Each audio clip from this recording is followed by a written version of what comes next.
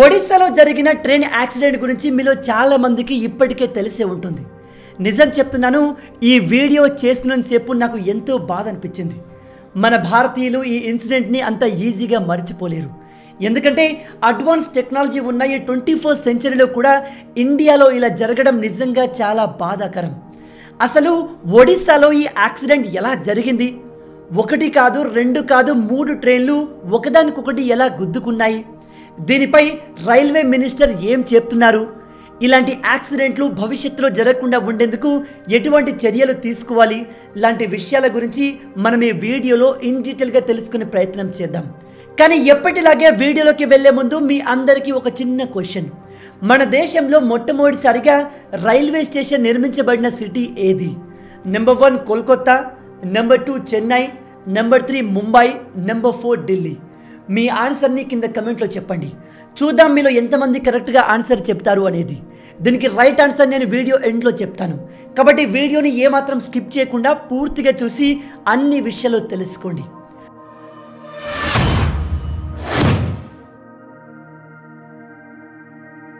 ఒడిశాలో జరిగిన ఈ రైలు ప్రమాదంలో మొత్తం 3 రైళ్లు ఒకదానికొకటి గుద్దుకున్నాయి. ఇప్పటి వరకు వచ్చిన రిపోర్ట్స్ ప్రకారం దాదాపు 288 మంది చనిపోయినట్టుగా తెలుస్తుంది. కానీ దురదృష్టం ఏమిటంటే ఈ నంబర్ ఇంకా పెరిగే అవకాశం కనిపిస్తుంది. దాదాపు 1000 కంటే ఎక్కువ మంది గాయాల పాలయ్యారు. ఈ ఇన్సిడెంట్ గురించి కొన్ని డ్రోన్ ఇమేజ్లను గవర్నమెంట్ రిలీజ్ చేసింది. ఈ ఫోటోస్ చూడండి, దీన్ని బట్టి మీకు అర్థమై ఉంటుంది ఈ కంప్లీట్ యాక్సిడెంట్ యొక్క ఇంపాక్ట్ ఏ లెవెల్లో జరిగి ఉంటుందనేది. ఈ లెవెల్లో డిస్ట్రక్షన్ జరిగినప్పుడు లోపల ఉన్న ప్రజలు ఎంత దారుణంగా సఫర్ అయి ఉంటారు.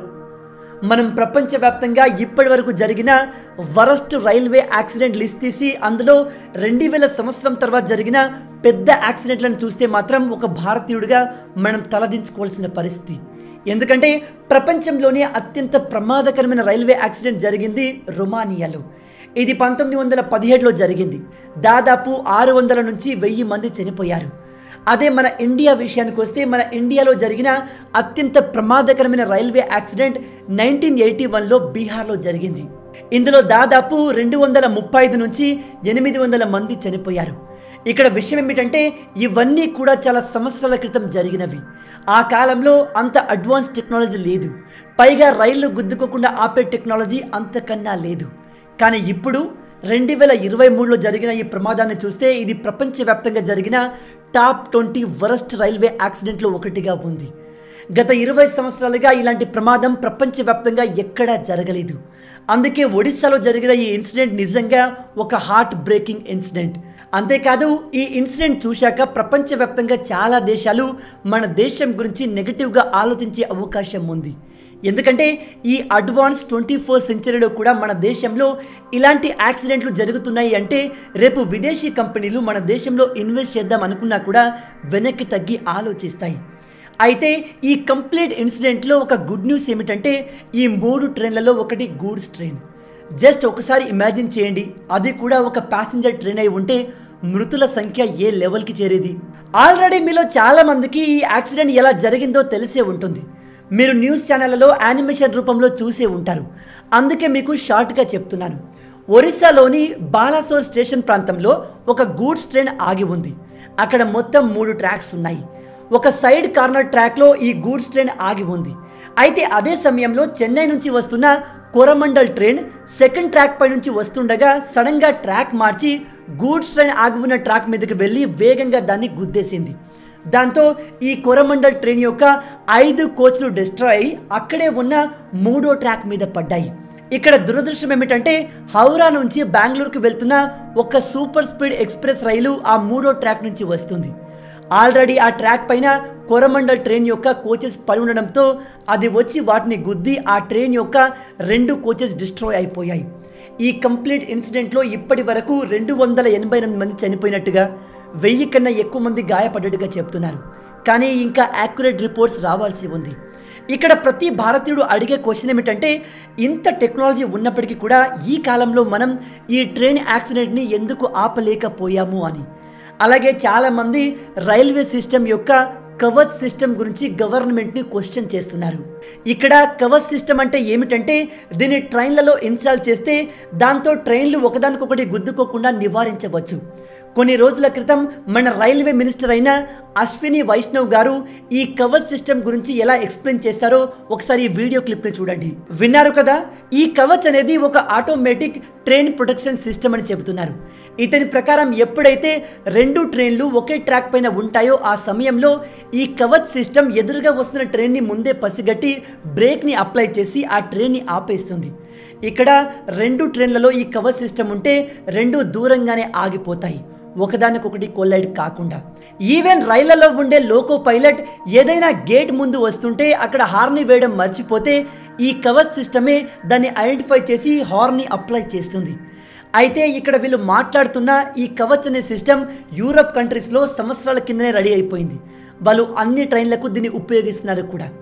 అయితే మన దేశంలో ఈ కవచ్ సిస్టమ్ ఏ విధంగా పనిచేస్తున్న విషయాన్ని కూడా మన రైల్వే మినిస్టర్ గారు డెమాన్స్ట్రేషన్లో చూపించారు.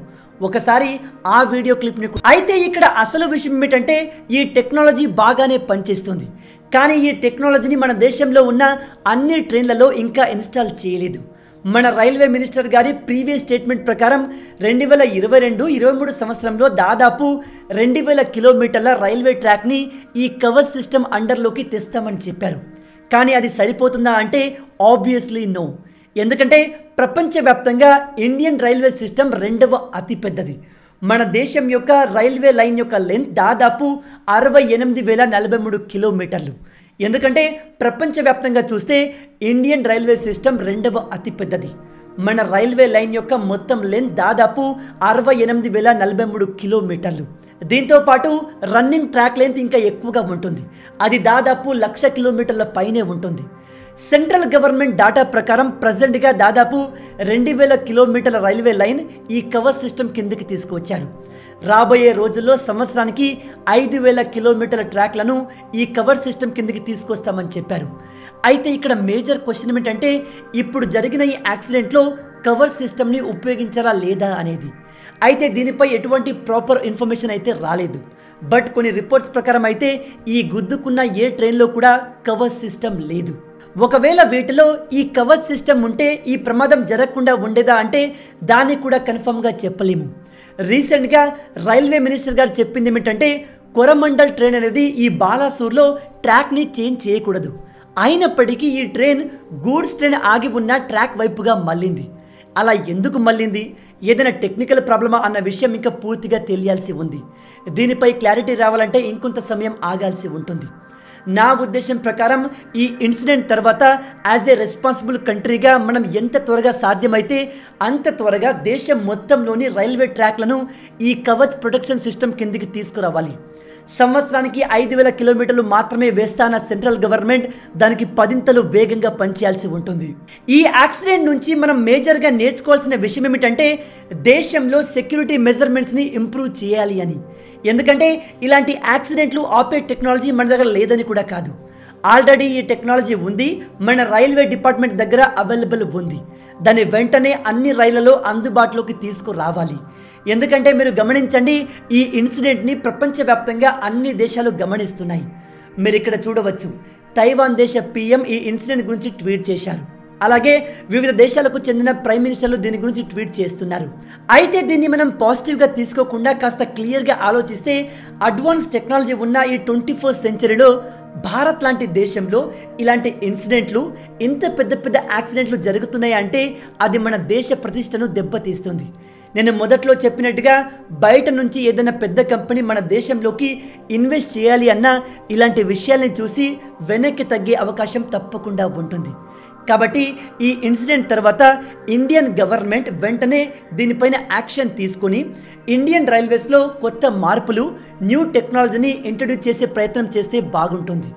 అట్లీస్ట్ దాంతో అయినా ప్రపంచవ్యాప్తంగా ఇండియా మారుతుంది, ఇండియన్ ఇన్ఫ్రాస్ట్రక్చర్ ఇంకా బెటర్ అవుతుంది అనే పాజిటివ్ ఇంపాక్ట్ క్రియేట్ అవుతుంది. ఇక నేను మిమ్మల్ని మొదట్లో అడిగిన ప్రశ్నకు సమాధానం విషయానికి వస్తే మన దేశంలో మొదటిసారిగా ఏ సిటీలో రైల్వే స్టేషన్ నిర్మించారు? దీనికి రైట్ ఆన్సర్ నెంబర్ 1 కలకత్తా. మీలో ఎంతమంది దీన్ని కరెక్ట్గా ఆన్సర్ చేయగలిగారు? హానెస్ట్గా కింద కమెంట్లో చెప్పండి. సో గాయస్, ఓవరాల్గా ఇది ఈ వీడియోకి సంబంధించిన పూర్తి విషయాలు. ఈ ఇన్సిడెంట్ గురించి మీరేమనుకుంటున్నారు? ఇది ఎవరి తప్పిదము? మన దేశ రైల్వే సిస్టమ్ సెక్యూరిటీ గురించి మీ ఒపీనియన్ని, మీ ఆలోచనల్ని మాతో కింద కమెంట్లో షేర్ చేసుకోండి. రాబోయే వీడియోలో ఇంకో ఇంట్రెస్టింగ్ టాపిక్తో మళ్ళీ కలుద్దాం. అంటిల్ దెన్, జై హింద్.